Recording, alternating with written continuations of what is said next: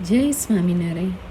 સંવત 2022માં મહંત સ્વામી મહારાજ સુરત પધારવાના હતા, પરંતુ કોઈ કારણસર તેમનું આગમનનું વારંવાર બદલાતું હતું.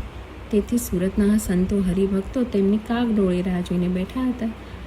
ત્યાં ઘનશ્યામચરણ સ્વામી રોજ પ્રાર્થના રૂપે કીર્તન બોલે કે તાપી કિનારે શબરી બેઠી જપે રામનું નામ, એક દિન સ્વામી આવશે મારા અંતરના આરામ.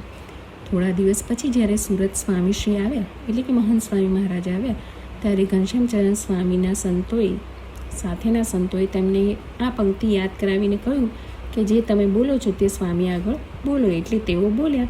તે વખતે આત્મ સ્વરૂપ સ્વામી જેઓ સ્વામીશ્રી સાથે હતા, તેમણે કહ્યું કે જેની તમે પ્રાર્થના કરતા હતા તે આ આવ્યા છે.